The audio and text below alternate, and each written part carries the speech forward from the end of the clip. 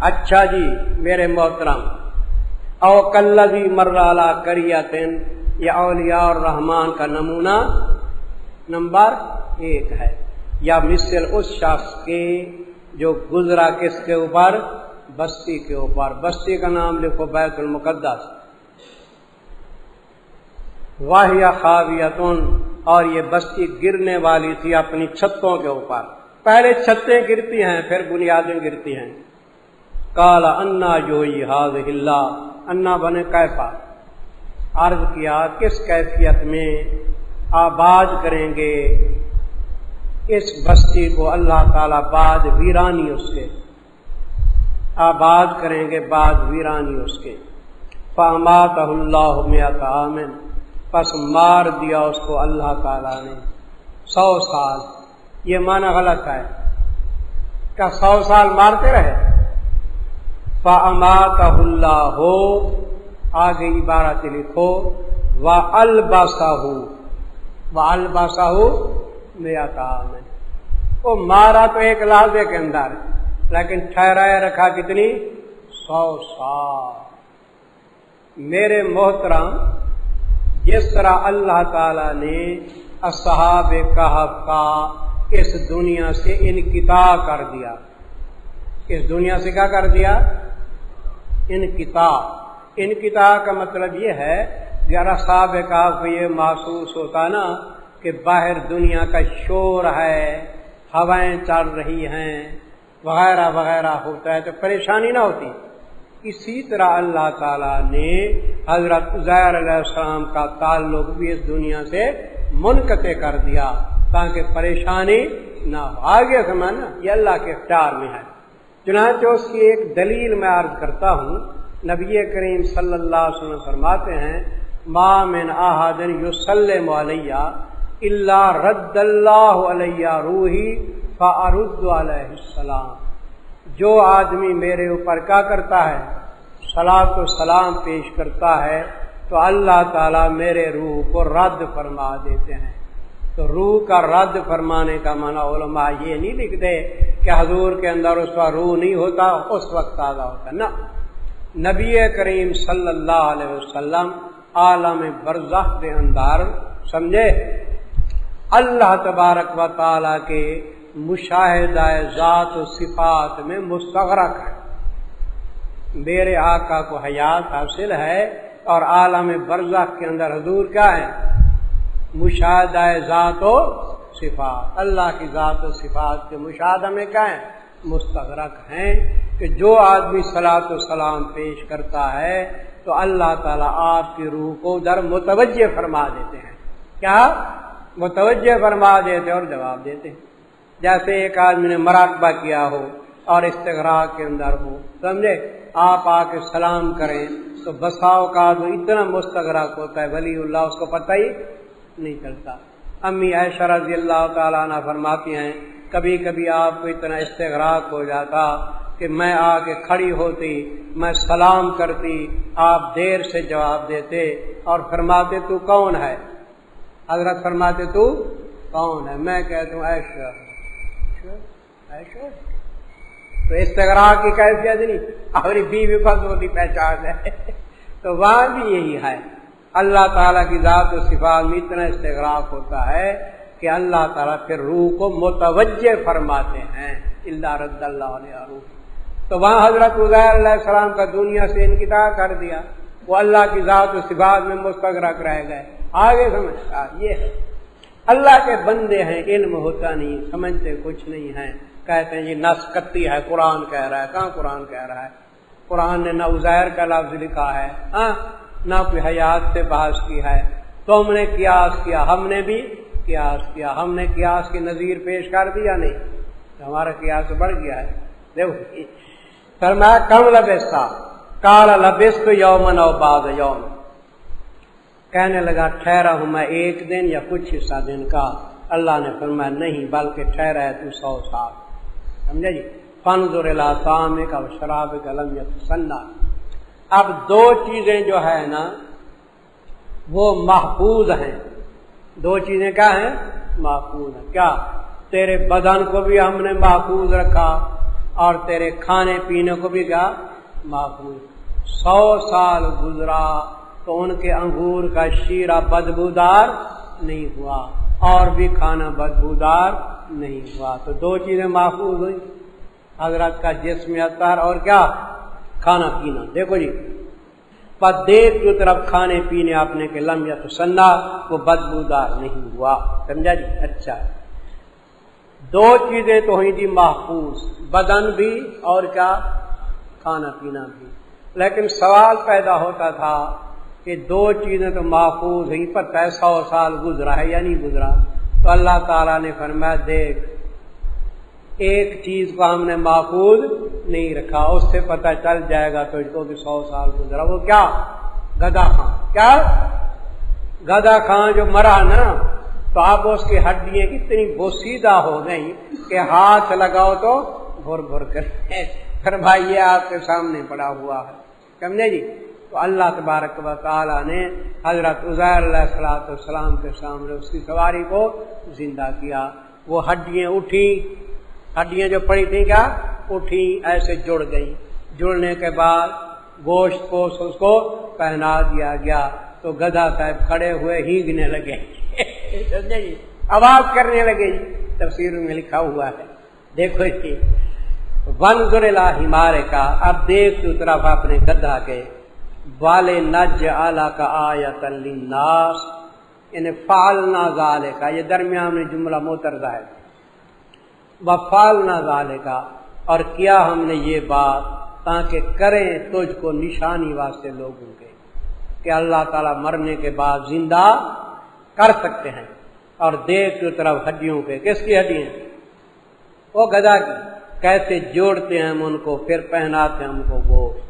فلما تبین لہو، پر جب واضح ہو گئی اس کے لیے یہ چیز تو فرمانے لگے جانتا ہوں میں بے شک اللہ تعالیٰ ہر چیز پہ قادر ہے. اب ادھر لکھ لو کہ علم الیقین کے بعد، علم الیقین کے بعد عین الیقین اور حق الیقین حاصل ہوا. یہ میں بتاتا ہوں تفسیر. علم الیقین کے بعد عین الیقین اور حق الیقین حاصل ہوا.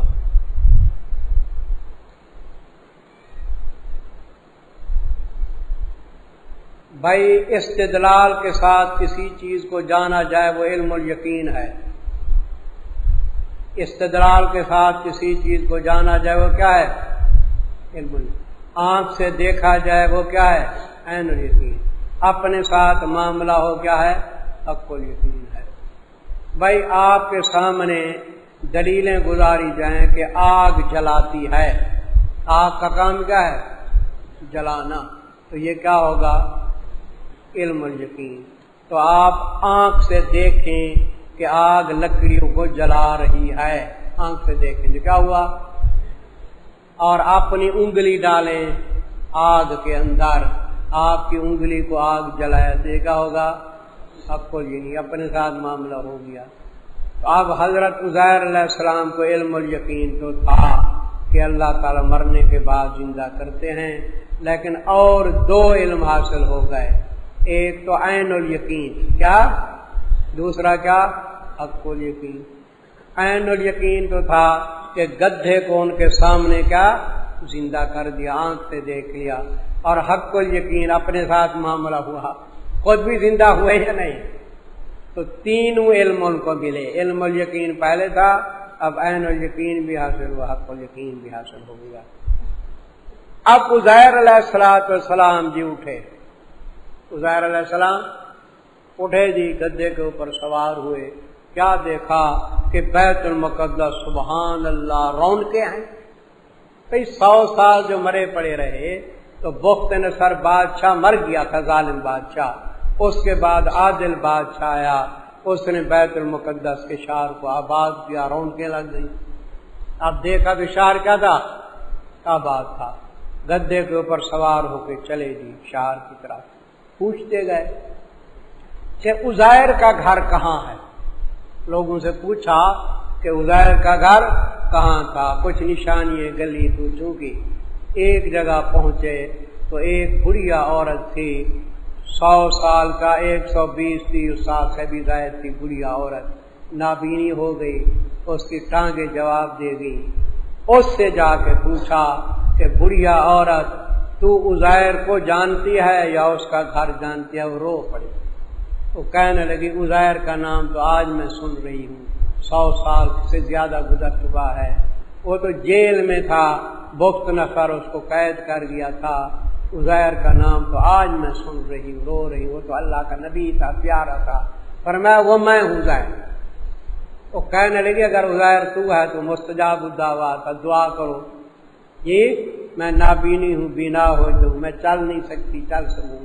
تو حضرت نے دعا کی، ہاتھ لگایا، بینا ہو گئی، پھر اس کو کہا اٹھ کھڑی ہو، اٹھ کھڑی ہوئی، ٹھیک ٹھاک، بڑی خوش ہو گئی۔ وہ آپ کو لے کے گئی آپ کے گھر، کے عزیر کا گھر دکھاتے ہوئے۔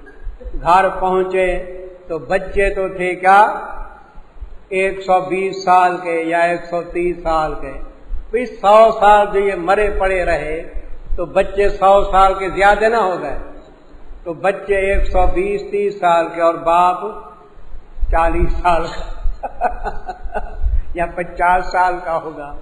ہاں، باپ نوجوان اور بچے بوڑھے، بلکہ بیٹوں سے پوتے بھی زیادہ دادے سے بڑھ گئے۔ تو ایک عجیب عجوبہ ہے نا، سمجھے؟ انہوں نے کہا کہ ہمارے ابا جان پہ نشان تھا ہلالی، یہ چاند کی طرح ادھر، تو دیکھا تو واقعی ہلالی نشان تھا۔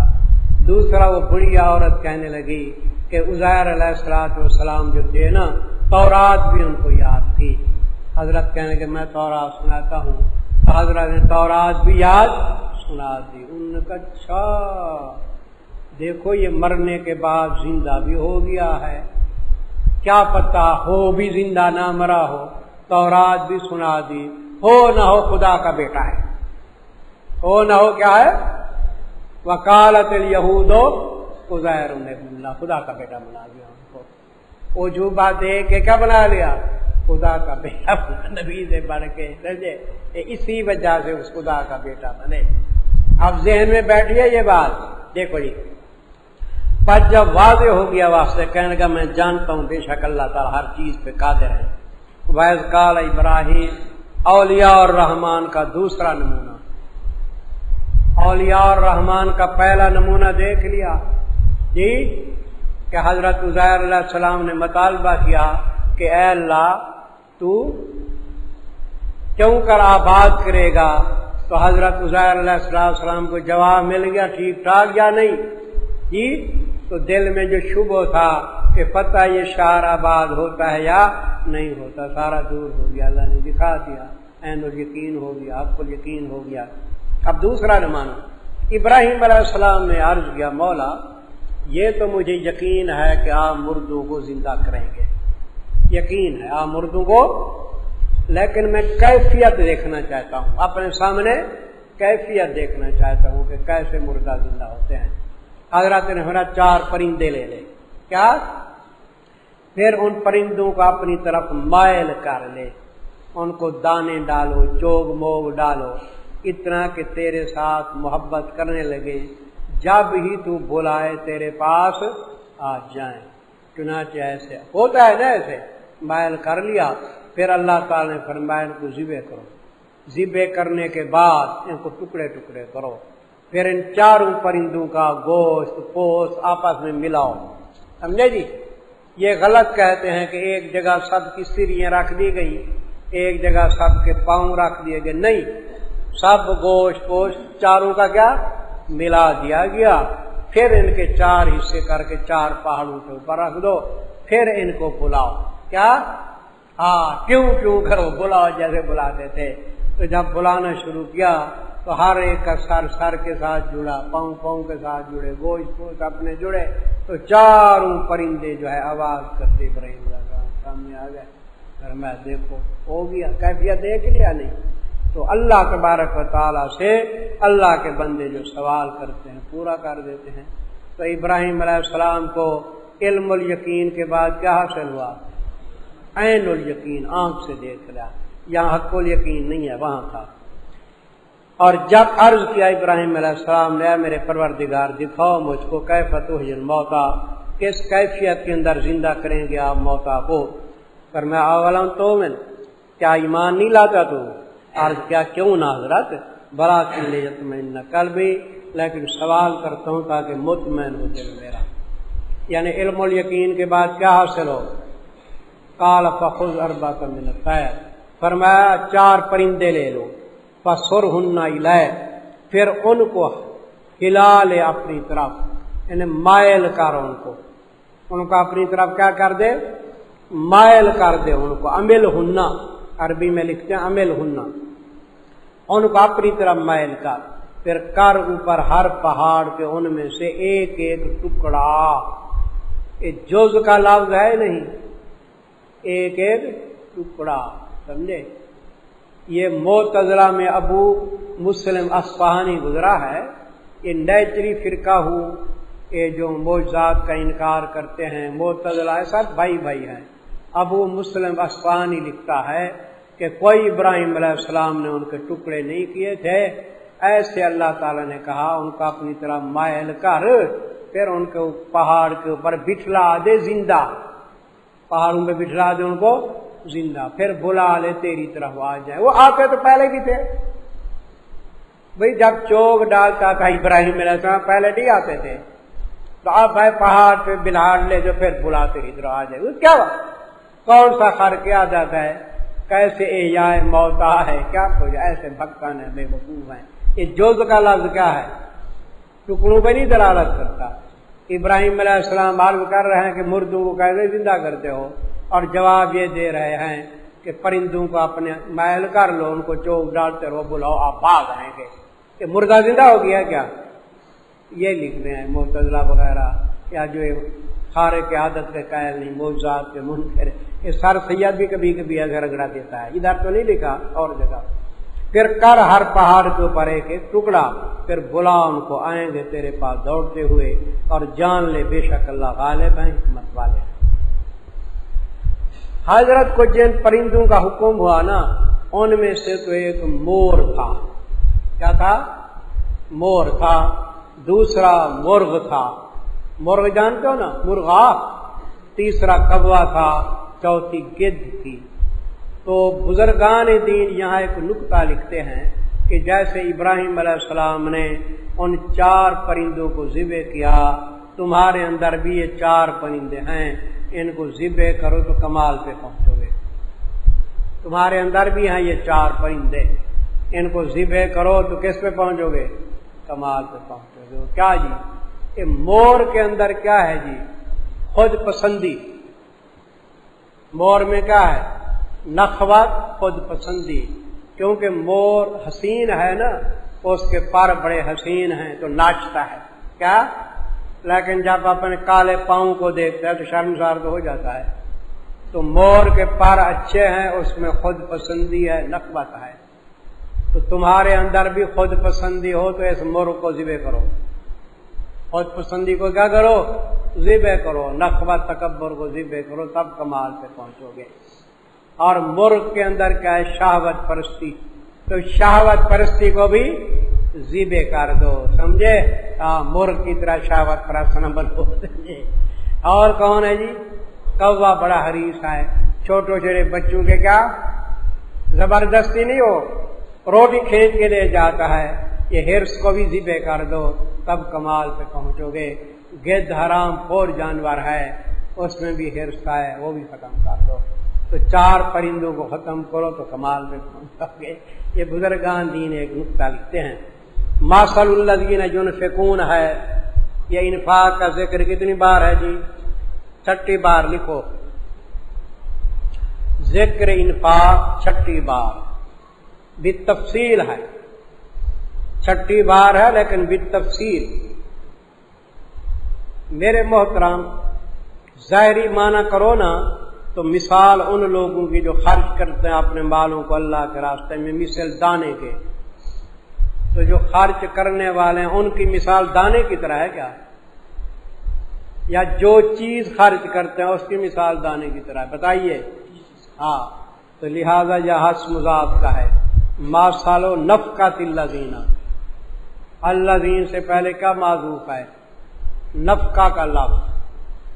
یہ حس مضاف اس کو کہتے ہیں، ماسالو نفقۃ الذین، مسل بمن حالت، حالت ان لوگوں کے نفقے کی، حالت ان لوگوں کے نفقے اور خرچ کی جو خرچ کرتے ہیں اپنے بالوں کو اللہ کی راہ میں، مثل حالت ایک دانے کی ہے. کہ نیچے لکھو کثرت ثواب کی مثال، کثرت ثواب کی مثال، مثل حالت ایک دانے کے. میرے عزیز یہ آپ دیکھ لیجئے، یہ مکئی ہے نا، مکئی، مکی جانتے ہو نا، مکی، ہاں، تو اس کا ایک دانہ ڈالیں آپ زمین کے اندر اور اس کا پودا ہو، پھر اس پودے کے اندر 7 خوشے آ جائیں. مکی کے خوشے ہوتے ہیں نا، بالیں کہتے ہیں، سٹے آ جائیں سندھی سے رہتے، پھر ایک ایک خوشے کے اندر 100 دانہ ہو. تو آپ نے دانہ تو ڈالا ایک اور اٹھائے کتنی دانے؟ 700. ایک خوشے میں 100 دانہ ہے نا، تو 7 خوشے جو ہوئے. تو ایک مثال دی گئی ہے اس کی کہ اللہ کی راہ میں آپ 1 روپیہ خرچ کرو تو کتنا ثواب ملے گا؟ 700 روپے کے برابر، شرط ہے کہ اخلاص ہو. لیکن 700 تک بھی بند نہیں، واللہ یضاعف لمن یشاء. دیکھو جی، اچھا جی، مثل ایک دانے کے جو اگاتا ہے 7 خوشے، ہر خوشے میں 100 دانہ ہو. اور صرف اس پہ بند نہیں، اللہ تعالیٰ بڑھاتے ہیں یضاعف جس کے لیے چاہتے ہیں، اور اللہ وسعت والے ہیں، جاننے والے ہیں. الذین ینفقون، ترغیب اخلاص، اللہ کی راہ میں خرچ کرو، نیت خالص ہو. نیت کیا ہو بھئی؟ اللہ کی رضا مطلوب ہو یا نہیں؟ اللہ کی رضا مطلوب ہو، دکھلاوا مطلوب نہ ہو. سمجھے دیکھتے جو لوگ خرچ کرتے ہیں اپنے مال اللہ کی راہ میں، ترغیب اخلاص لکھا ہے نا، پھر نہیں تابع کرتے اس چیز کے کہ خرچ کیا احسان کو اور نہ ایذا کو. احسان بھی نہیں جتلاتے. کیا؟ میں وہاں ظاہر پیر ٹانگے کے اوپر سوار ہوا، اترا تو ٹانگے والا کہنے لگا بس استاد جی آپ کرایہ نہ دیں. میں نے کہا کیا تم مفت چلاتے ہو ٹانگے؟ میں جو کرایہ نہ دوں مفت چلاتے ہو ٹانگے؟ کہیں گے مفت تو نہیں، کرایہ پہ. میں لو کرایہ دو، مجھے کوئی تحفہ دینا ہے تو وہاں آ کے دینا، یہ غلط بات ہے. تو کہنے لگا میری بات سنو، آپ دیوبندی مولوی ہیں، میں بریلوی ہوں. خود کہنے لگا میرا مولوی جو ہے نا، ایک دن میں ان سے تعویذ لینے گیا، تعویذ تو اس نے مجھ کو دے دیا. اب جب ہی ٹانگے کے اوپر سوار ہوتا ہے نا، کرایہ تو نہیں دیتا. کیا حال ہے بھی؟ وہ تعویذ ٹھیک لگا نا، اور تعویذ کا موقع ابھی تک ختم نہیں ہو رہا اس کا. تو یہ ہے احسان جتلانا. یہ کیا ہے؟ احسان جتلانا. کسی کے اوپر خرچ کرو تو ہر وقت پوچھو کیا حال ہے بھی؟ وہ میں نے جو چیز دیکھی تھی کیسے ہے بھائی، ہر وقت. سمجھے؟ بلکہ بزرگان دین اتنی بھی کہتے ہیں کہ جس کے اوپر تم نے خرچ کیا ہے نا، وہ اگر سامنے آپ کے آ رہا ہے نا، تو آپ جلدی جلدی منہ پھیر کے ایک طرف چلے جائیں. اس کو سلام بھی نہ کریں، اس کو سلام بھی نہ کریں، کیونکہ آپ نے اس کو سلام کیا نا، کہا السلام علیکم کیا حال ہے بھی، تو شرمسار ہوگا. وہ کہے گا اچھا سلام اس لیے کر رہا ہے کہ اس نے مجھے 1000 روپیہ دیا، ہاں کہیں احسان تو نہیں جتنا. اتنی وہ احتیاط کرتے ہیں بزرگان دین. سمجھے؟ تو بہرحال آدمی اس بارے میں سوچا کرے. بعض آدمی جو ہے نا، کسی کو کوئی چیز دیتے ہیں نا، سمجھے نا، تو مثال کے طور پہ میرے پاس جی ایک آدمی آیا، سمجھے جی، یا کوئی چیز اس سے میں نے لی تھی، میں نے کوئی چیز لی، میں نے کہا اس کی قیمت کر کے نہیں دعا کر لینا. میں نے کہا میری دعا فروخت نہیں ہوتی.